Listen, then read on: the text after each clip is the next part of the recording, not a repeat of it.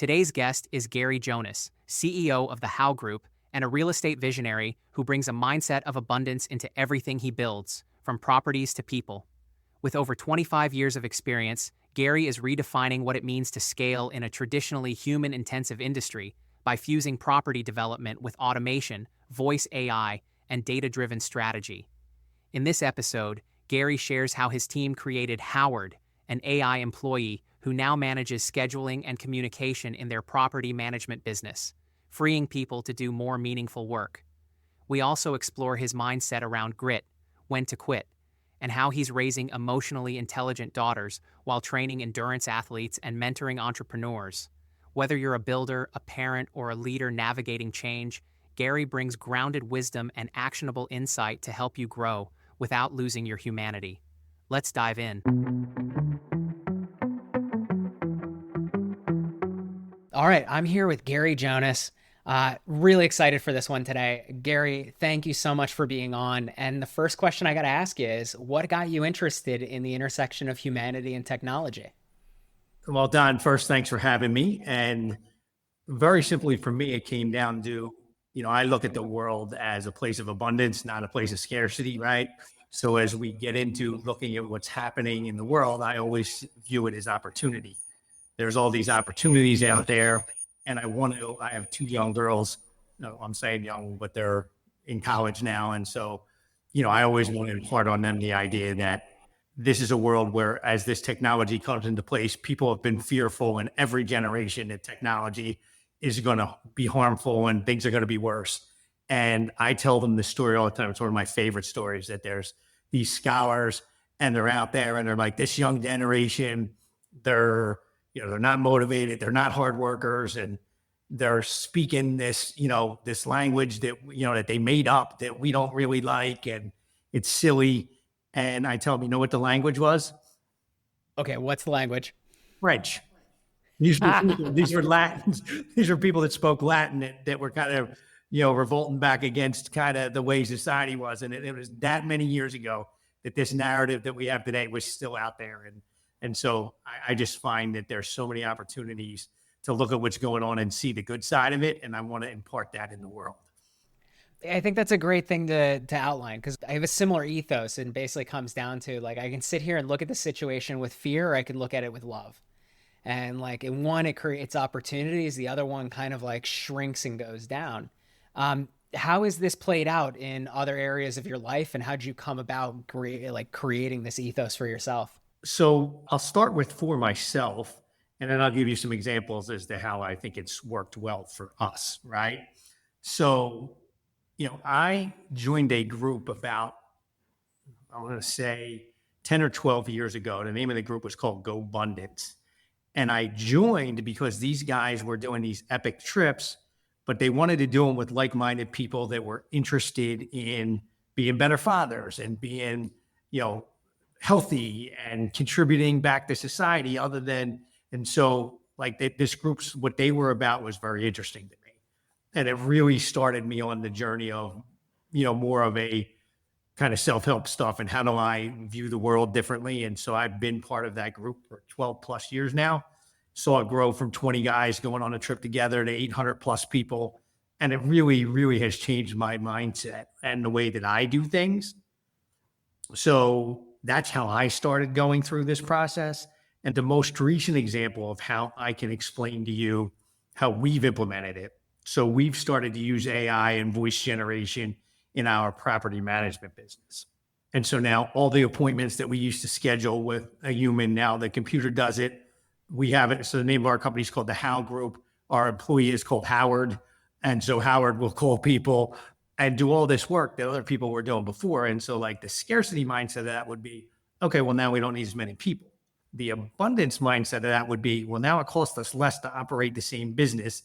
It gives us a competitive advantage against the market. And now we can add more units, right? Because it's less expensive. And so that's one of the things that we've implemented. And now our property management company is ready to scale. And we can now add units where before, when it's just so people intensive, it's much harder to do that because, you have a very low unemployment right now. It's hard to find great talent. And if talent is the limiting factor, well, then you can't grow your business. And I think you're highlighting a key thing as far as like AI can do many things, right? Like you can either eliminate staff, or at the same time, you're talking about the abundance mindset of like, now I can actually grow the business with the same amount of people, or it relieves the pressure for individuals to actually like fully participate in the business. And like we do AI automation for ourselves, for our clients. And there's one thing that we look at is like AI isn't replacing relationships, it's not replacing strategic thought, and it's not replacing creative pursuits right now. It may help create some art, but at the same time, like in order to really embody, it's got to be that human touch that comes along with it. How have you seen your staff reacting to like the initiatives that you have in place? So nervous at first, right? Very nervous. Like, hey, what's this mean for me? That's always the first question everybody's going to ask whenever you do anything, which is, hey, what's this mean for me? And so we've got to be able to have that conversation with them and get them comfortable that no, there's opportunity in this. And so I think overall what we found is that when we spend time explaining to people why we think this is a benefit, it works, but people are still nervous. You got to prove it to them. They got to see that it works. They got to see that it makes their job easier. And so there's going to be some period of time when you're implementing these things where you got to do a little more hand holding and you got to make people a little more comfortable. And I find after a short period of time, a couple months, then people get on board and they realize that, hey, yes, this is good for me. And then you're off to the races. It is a kind of like the Mississippi State sort of motto, right? Like I can't even remember what it is right now. It's something about I'm from the show me state, right? I got to see this. It's the what you see is what you get kind of moment around like, hey, this is a new technology. It's something that's interesting out there and very challenging. How have you seen it play out in your own personal life? From a tech, I'm terrible personally with technology. I will tell you, I try to do a good job of being vision like and then let people that are better than me kind of work through that stuff. So I try and automate as much stuff as possible, but I am kind of delegating at this point to a team of people that are coming up with that. But the one thing that I can tell you that we're going to roll out is our AI technology use award of the month, right? Where we're going to say, hey, look, we want everybody to embrace this and come up with different ways to do it within the company. And if they do a really good job, we're going to reward that on a monthly basis because we want to drive that behavior home. At my house, it's just me and my wife. My kids are both essentially in college now. So her and I talking to each other about how we're going to implement technology, probably not the most fruitful conversation is what I would say. It is always funny. I ended up replacing like Alexa and all the smart home stuff with like a local solution. And that is the one thing that I got to make sure that I always get like the girlfriend approval and like that she is happy with all the tech that I end up going. Cause otherwise it's just, I become tech support. Fair enough. But in the area of like your own personal development, have you seen any changes or impact in as far as how you're using the technology? So I would say for me, like I've tried a lot of the things that will kind of summarize the books and do that kind of stuff. And I don't really like it. I feel like I'm cheating myself if I don't read the whole thing myself. I don't like the cliff notes. I don't skim the pages. Like I got to kind of get through everything. Where it has really helped me technology wise is on the health and fitness piece, which is also something that's super interesting to me. And so being able to use the MyFitnessPals and have it tied to my Garmin watch and have that tied to my whiting scale and kind of give me a more immersive view of everything that I'm doing has helped me tremendously health wise. Where before I thought I really knew what was going on, and now I absolutely can dial in day by day what's happening. And so for me, that's been super helpful. The other thing that's helped me with the technology is on the side. One of my passion things that I do is I'll train some athletes in endurance sports. And so now the technology is so much better that I can pick workouts out of different schedules and modify them slightly and get notifications of what's going on with my athletes and how they're doing. And so that has been very interesting to me because before I would have to rely on them providing me the data. Now I get an update with here's the actual data and I can look at it by the mile, by the elevation. And like there's so much data that I now get access to that I can give them much better advice and help as they work through things. Now, before you were getting this data, was it basically just self-reported? and so now you have both what the athlete is telling you and then additionally the data that you're seeing. How does that change the conversation with the athlete? Here's what I find. Most people that are in endurance sports and are real competitive athletes can't give themselves a break because anything that they're doing that they feel like isn't at this effort level. Like if they show up one day and I gave them a workout and said, I need you to run 3 miles at 6:30 a mile. And they show up and that day they ran at 6:45 a mile. And now they're like, hey, the training's not working. I'm upset. And now I can go back and look at the data and say, well, your sleep was bad the night before. What was your nutrition? And I can work backwards into what they're doing and say, hey, yeah, look, the data tells me we're going to have a terrible workout. This isn't the training's not working. This isn't, here's why that happened. And the more you can do that with people, the more they're willing to trust the training, which is really, really hard, specifically in endurance sports, where I want you to run 80% of your stuff really slow. And you're like, there's no way I'm getting a real benefit out of that, but you are. And you'll have to fill me in because endurance sports, it's been a while since I've kind of touched, but like if we're talking like 50-kilometer kind of like races, 100-kilometer races, actually 50 would still be a marathon.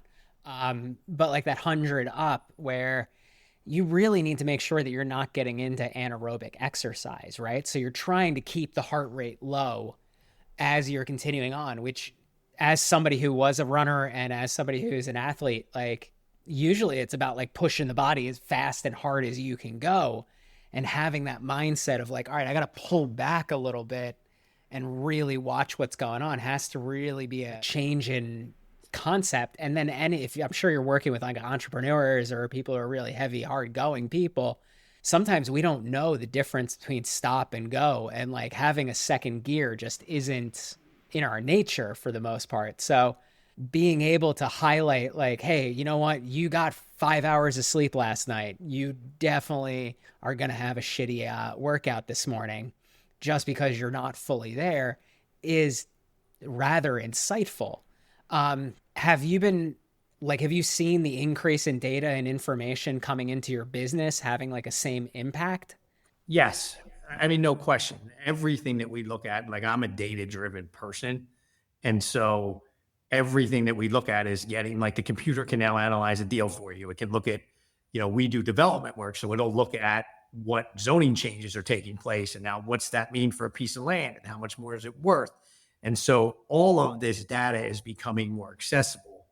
And to the point that you made earlier, Don, where it gets interesting is where our minds can be creative.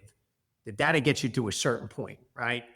It's not at the point yet where it can now get creative and say, well, what if we waited 6 months and we know this zoning change is coming up and we buy it today based on today's value and then we make this change?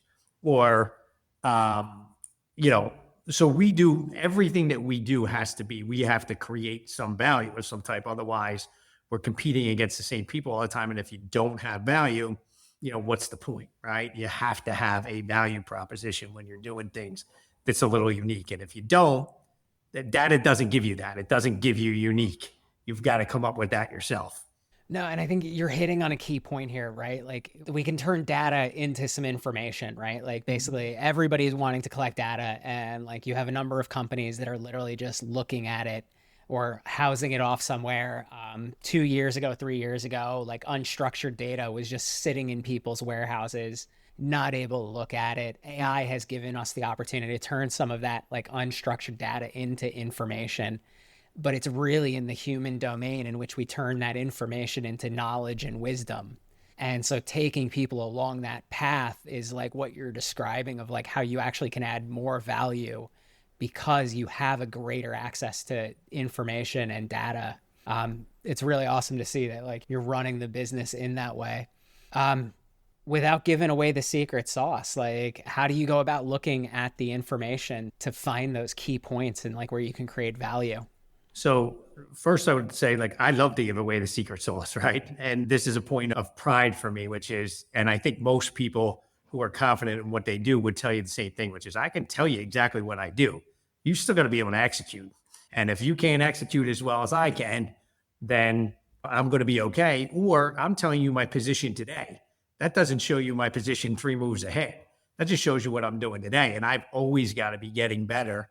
Otherwise it doesn't work. So we operate our company on EOS, which is a platform for entrepreneurs, and it kind of sets up your meeting structure and the way you do things. And one of the things that happens in there is your core values of what's really important to the company. And we're actually changing our core values. And one of the ones we're going to change is we're going to change it to say, always be learning. Like if you're not always learning and you're not somebody that wants to come in and learn, and that doesn't you're not going to do well here, because we have to constantly be evolving. So I'll give you what we do now and what our secret sauce is to what we do, right? So we do the following things, right? We do development. So we want to take a piece of property or an existing building, and we want to make it better than it was before we got there. We have a construction company that we can use to do that. And then when it's done, we have a property management company that will manage it after the fact, right? So everything involved in the life cycle of that product we do. And so I'll give you just a couple little examples of what we're trying to do to kind of get ahead of the curve, okay? So the first thing is we're focusing on a market that's difficult for people to operate in, okay? And that's the following. If you're a small guy and you're just getting started, you probably can't buy a 20 to 50 unit building, right? Like it's probably above the capacity that you have.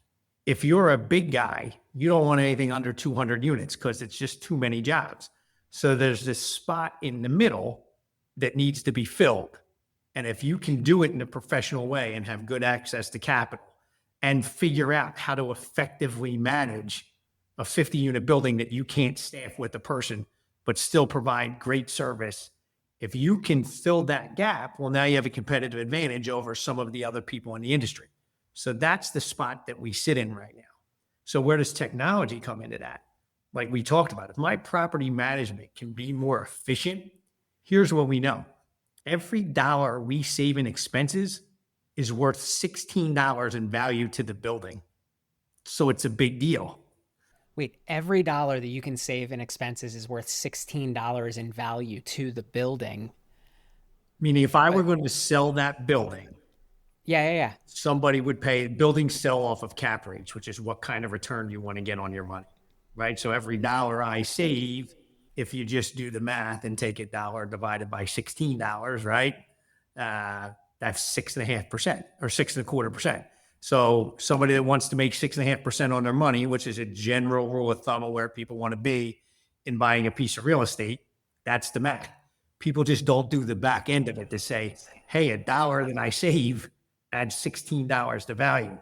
So it's, if we can drive the cost of operating a building down 1 or 2%, because we're focused on that, because that's where we get our biggest yield, well, that creates a huge advantage for us versus the rest of the market, because we really understand how money works. And I think in your business, like that's a tremendous amount of value to be adding back to the owner of the building, because you're directly saying like, look, our competitors are going to come in at X and we're Y. And so that difference is adding, an extra 100, 200, however many, thousands of dollars onto the value of their building, which most real estate developers I know come in very front heavy on the capital and are looking to refinance at a later date in order to pull some of that cash out to do more deals. And you're getting there quicker to getting to a much more preferable rate on their capital and a better position for their equity, or being able to draw more. Very interesting. And so technology is helping you to kind of like leverage that point. Let's say, hypothetical, how much more juice do you think you can squeeze out of the savings or out of the growth aspect here? So a lot, and a lot comes with scale. So when you're building the business, right, I got one CFO. So if I have 5,000 units or 1,500 units, my CFO cost is relatively the same.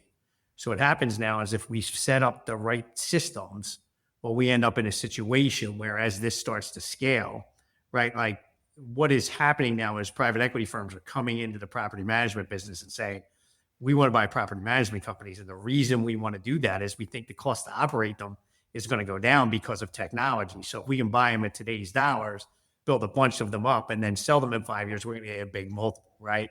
So when nobody wanted to be in property management, because it's certainly not a glorious business, and it is somewhat people intensive, as the market is starting to see that it's going to get less people intensive, create more scale, drive down cost, they want to get in now. And so there's huge opportunity to scale this business. And the private equity guys are still focusing on the bigger apartment buildings. And at some point, they're going to come back and go, hey, you know where the real yield is at? In that next level now. That's where we're at. So they're not even looking at us yet, which is great. So we can go out and try and scale while nobody's looking at us. And then all of a sudden, when they turn down and say, hey, I can't get any yield with the big guys anymore, they're going to come to somebody like us. And if we're managing 10 or 15,000 units, that's going to be a big deal for them. So That's going to be a huge opportunity because you're right. Like that middle market sort of space is, and I don't even want to call it middle market, but like that sweet spot that you're operating in is right on the edge where it's too small for the bigger players. It's too big for the smaller players, but there's a huge opportunity in that space. We're seeing something similar happen in the startup space where your typical like seed and series A investors, VCs, are actually moving more towards series A, series B, like growth capital. And then your angel investors aren't able to get you through the seed round. And so there's this little gap in the market where it's like, you need the money to get to from point A to point B, but there's nobody there to help you out. And you have a clear exit at B, but like you got to find the capital to drive you there. And so we're seeing a lot of interest from some of our partners in creating like startup studios, venture studios to actually incubate these companies through that path. But what you're offering is that, you have the people, you have the technology, and you have the process that you're ready to scale, basically. And you are scaling right now and making those investments. What has you most excited for, what you're seeing as change in the environment? Well, it depends. Like we've spent a lot of time on the business side of it. So if we went to maybe more the personal side of it, the family side of it, and say, hey, what has me excited now? What has me excited is that I think that these conversations around, well, let me back up. I have always been, and probably most people, follow the grit mindset, which is persistence is the number one thing towards getting, in order to be successful, right? And what I find very interesting on the personal side and when I'm trying to talk to my wife and kids and other people about is this whole idea that there is a time to quit, right? So there's another book out there and another philosophy around, hey, when is the right time to quit? When are you putting too much time into sunken cost in something that is not going to be successful? And it's not weak to get out of that. It's smart to get out of that at the right time. That could be a relationship. Hey, I've been with my boyfriend for 2 years, and if I could just get this, like, it's unhealthy, but you stay in there because you got this kind of sunken cost.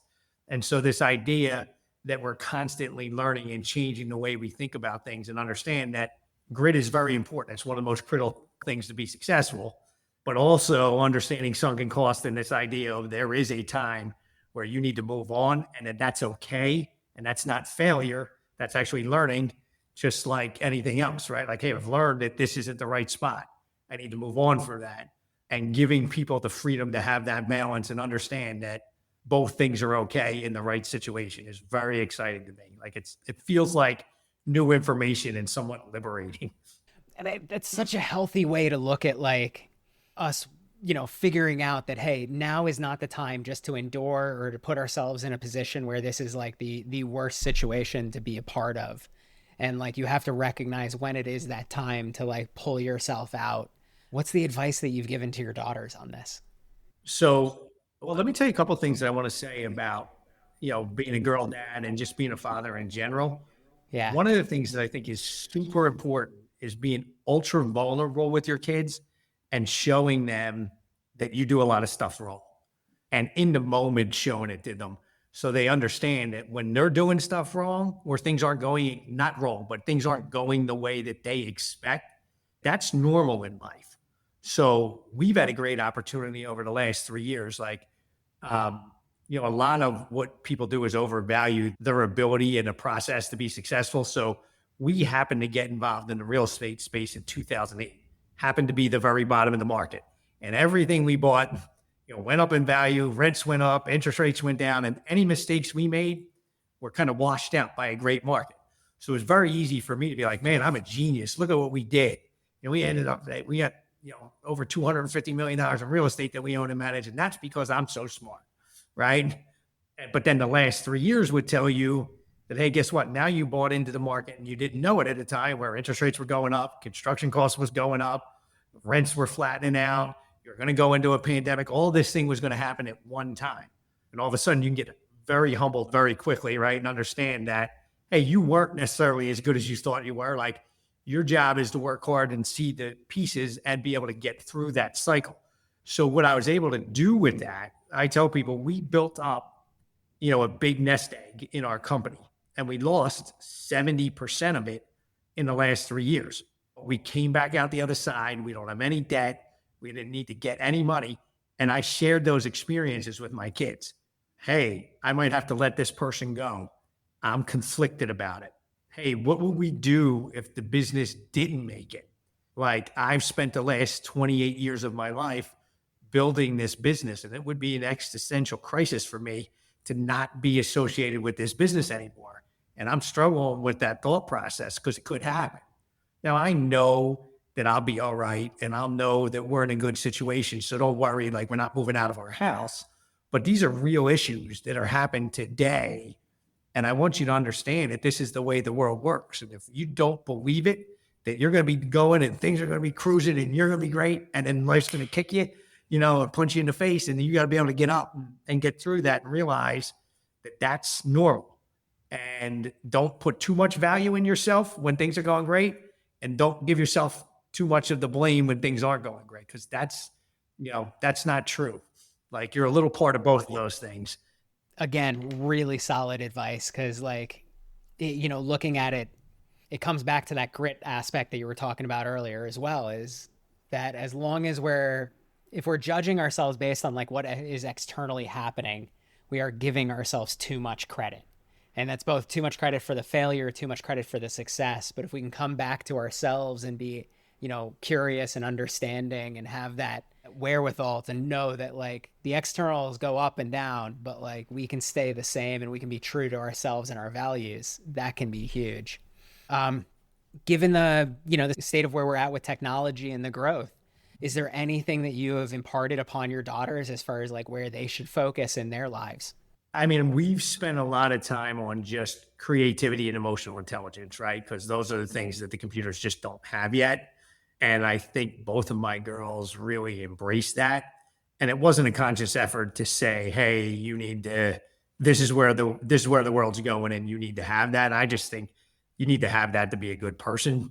And it just so happens that those are the skill sets that are going to be important as we move forward. So again, that's one of those lucky things where I was doing a lot of self-improvement work, and it was important to me that their social IQs and their emotional IQs and their creativity were things that were embraced, right? And I tried tons of things that would fail. I would sit down at dinner and be like, hey, tell me what you found out today, because that's great. Like, you're learning. And they would roll their eyes and be like, this is one of your stupid self-help things. Like, I'm not interested in this, right?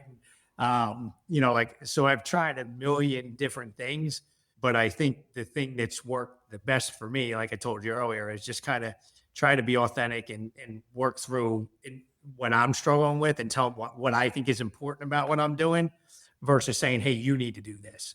So it's like, hey, I delivered this message to this person, and now that I look back on it, my delivery wasn't good.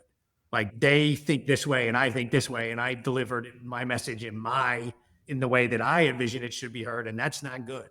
Like, that's not going to work for everybody. And if I don't learn to adapt the way I communicate with people, then that's going to be a problem. And you should do that. So when they tell me their stories, I'm doing the same thing. I'm like, well, what would you know what you know now? What would you do different in that conversation? Because, we have two outcomes here. Do I want to be right? Or do I want to get the good outcome? And if I want to get the good outcome, then I got to learn to, adapt to who I'm talking to. And I think my girls do a great job at that. And I think you're hitting on a really good space. And Gary, I could probably go on for hours with you, because I love the introspection that goes on in your thoughts, in your process. And like, I got to say, it's been really awesome to have you on the show and to talk through these things, because there's a lot of value that everybody can take from this conversation. And so once again, I just want to thank you for being on the show today. Yeah, it's my pleasure.